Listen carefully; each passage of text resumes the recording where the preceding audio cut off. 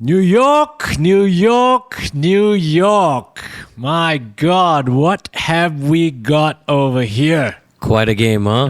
quite a pitch, quite a game, quite a few games, in fact, isn't it? Right? Tough one. This is another episode of Spirits and Cricket, and we're coming to you right off the back of India's opening game against Ireland that happened yesterday, which happened in New York.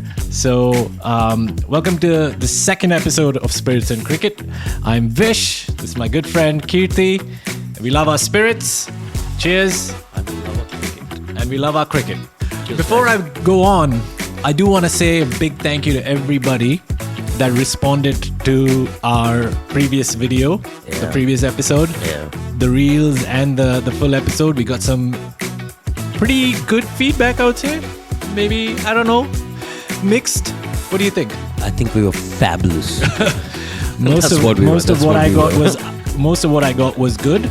So thank you guys all for liking the videos, liking and following the page on Instagram and following the page on YouTube. Like I've mentioned on my stories on Instagram, as well as through, or whatever I've been posting lately, that the first full episode, in case you haven't watched it, make sure you go and check it out. It's on our YouTube channel. We have obviously posted a few clips as well from the first episode.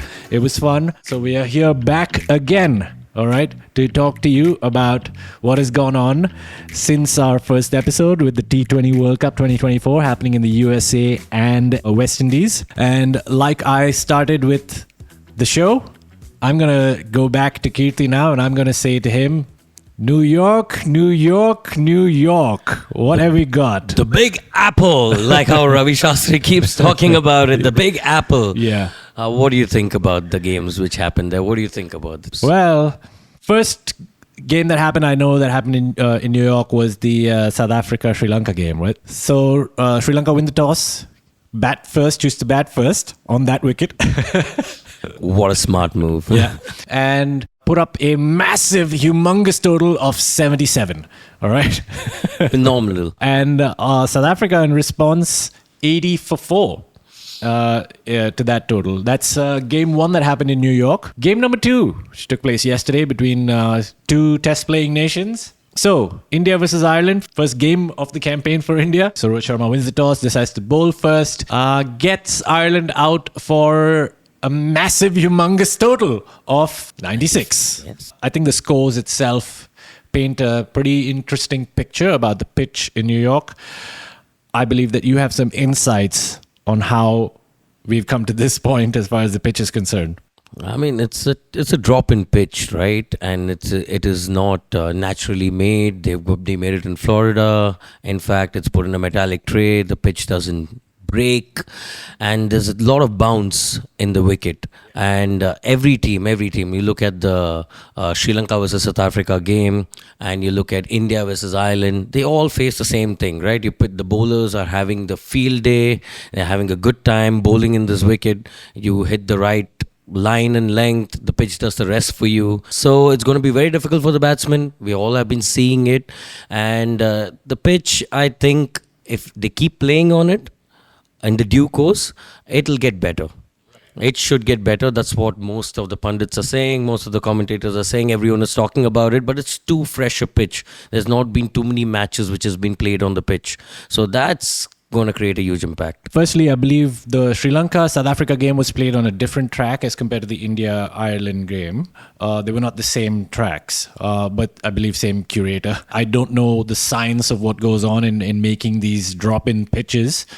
One of the things that was very interesting to me was there's a lot of chat about this, and that is the uneven bounce. All right. So even in yesterday's game, I noticed that. I definitely noticed quite a lot of it in the South Africa-Sri Lanka game.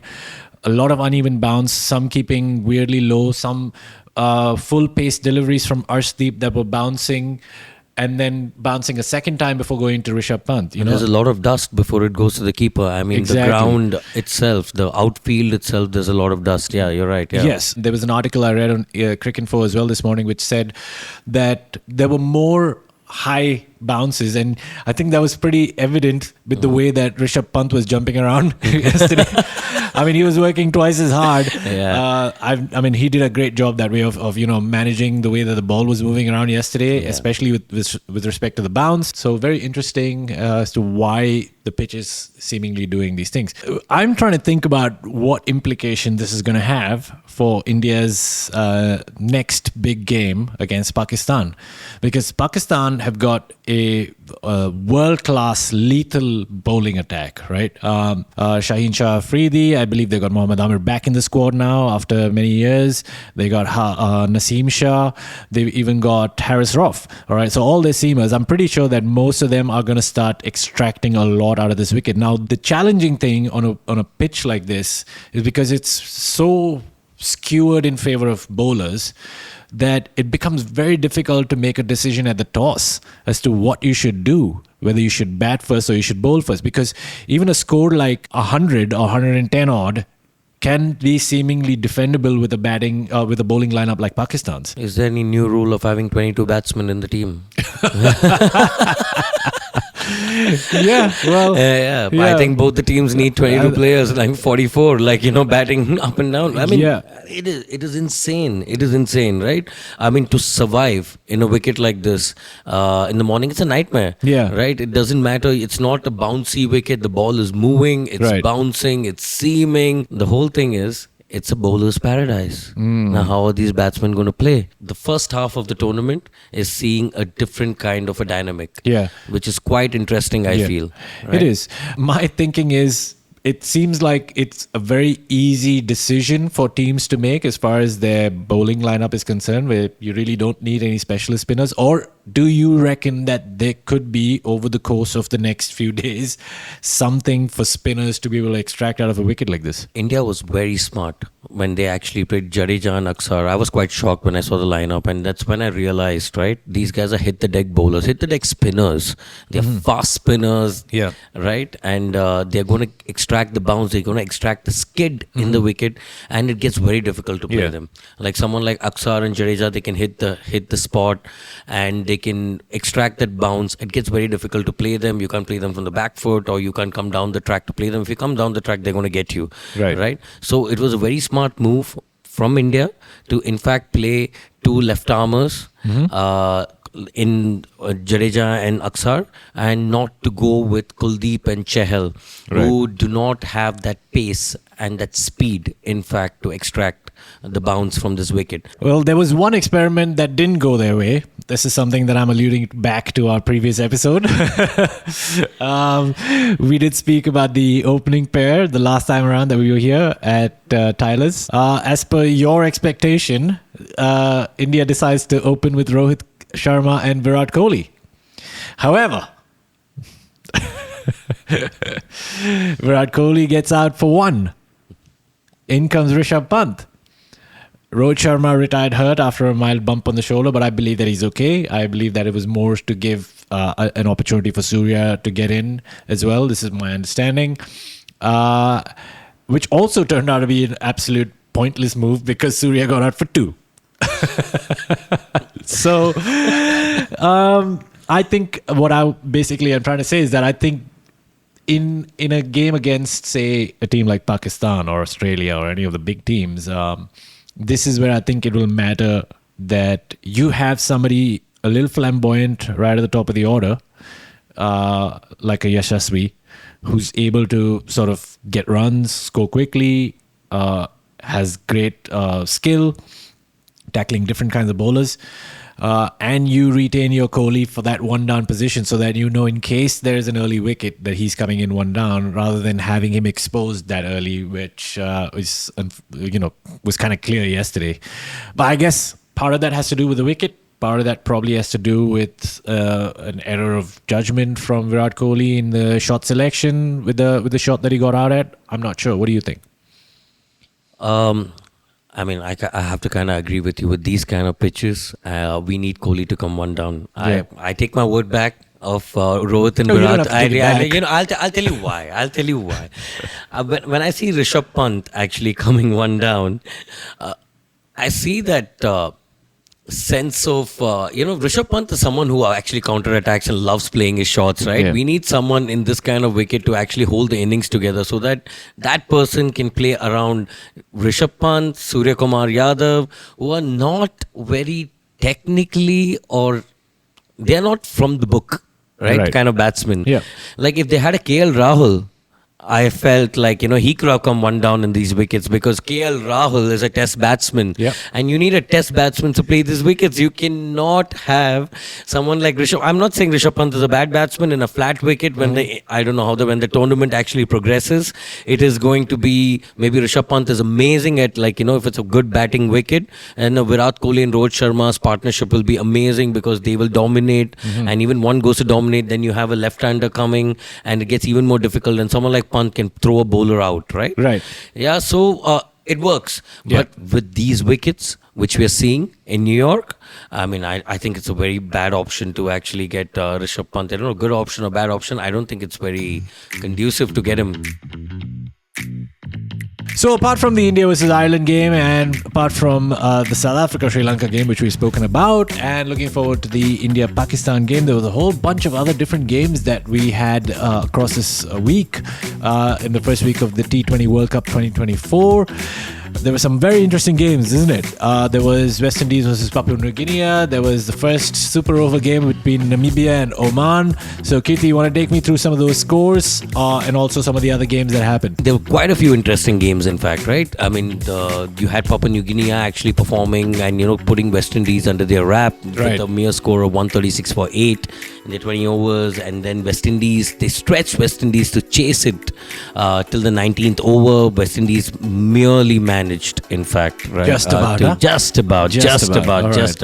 Had them on their wraps, so their slower bowlers actually did the trick on that wicket in Providence Stadium. That's another pitch which we should idly talk about later. I was going to ask. Was this at New York by any chance? T20 World Cup in USA, full of surprises, and West Indies, 100%. Right? Full of surprises. Then we move into Oman versus Namibia, a high-scoring game. What a game! Oman 300 plus.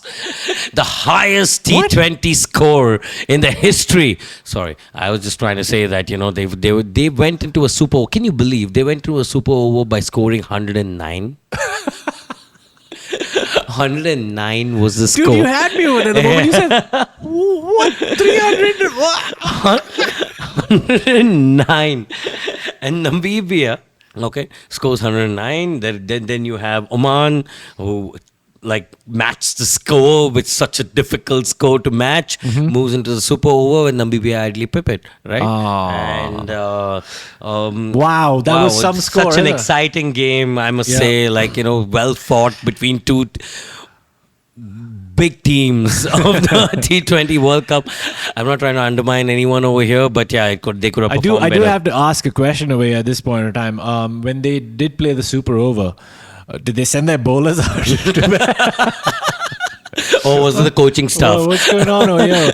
Or was it the coaching staff? 109.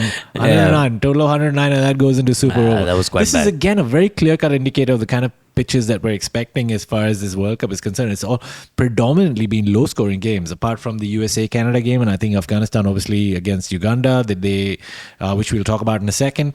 That was slightly on the higher side compared to most of the other games. Way higher, I think. West Indies, Papua New Guinea, which is 136, 137, like you said, 109, Oman, Namibia, and then you had an incredible game between South Africa and Sri Lanka, which we spoke about, 77 all out, and then, South Africa chase it down. Ireland, India, 96. Are we watching Test cricket or are we watching T20 cricket? What's going on? It's so strange. They should play some good Test series in this New York wicket. That'll be amazing when it's still so hard and it's not rolled up. It'll actually produce some amazing Test cricket. Yeah. What else do we have in terms of games? We have again at Providence, the same stadium where we had the highest scoring game against Oman and Namibia. We had Afghanistan versus Uganda. That was an interesting game. Went at 183 for 5. Quite good with a very mediocre Uganda attack, but bundling them out to 58. There was like a welcome to Uganda. I also wanted to ask, is there even the slightest possibility that we might see an Australia-Uganda game? Because I wouldn't be able to tell the difference between the jerseys. The first time I saw that team playing, I was like, is Australia playing right now? Whoa, what's going on? And then I noticed that it's Uganda on the scorecard. So, but yeah, I mean, great outing for Afghanistan. Did we have any other interesting games across? Yeah, we got another one, which was Scotland versus England. Aha.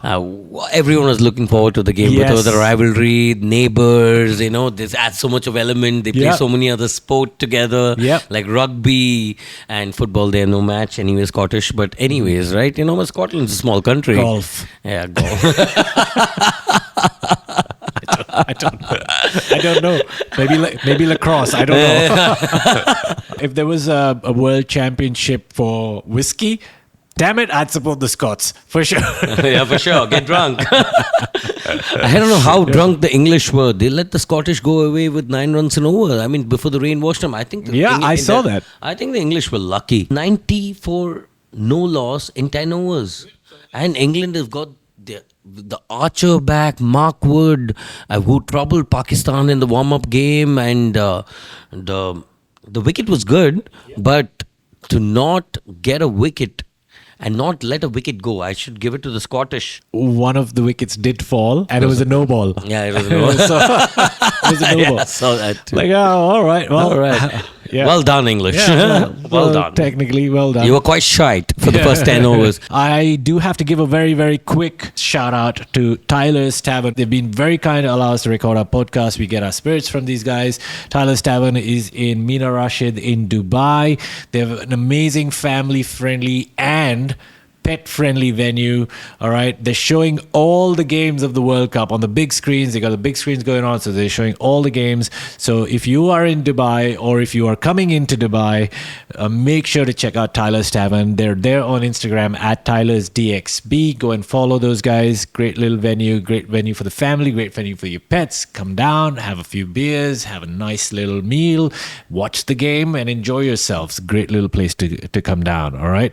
Don't miss the India-Pakistan game over here on Sunday. One shout out to Hitman. He reached 600 sixes in T20. Big milestone. And the maximum amount of wins. Our captain. Yeah. Oh, captain, my captain. Okay. There we go. And anyway, that's been us from Spirits and Cricket. My name is Vish. This is my good friend Kirthi. We love our spirits. We love our cricket. And we're going to try and bring as much of the T20 World Cup 2024 to you guys through these videos and through these podcasts. Again, I want to do a bit of a shout out to everybody that liked and shared and sent in their messages and their feedback to us for the first episode and all the videos that we put out. Thank you guys so very much. You guys are very kind. You guys have been saying some nice things. I can't think of anybody that said anything that's not nice so far. Hopefully we'll see some of those as well, because we're welcome to all kinds of opinions and perspectives on this show. We love you, but we're fucking fabulous.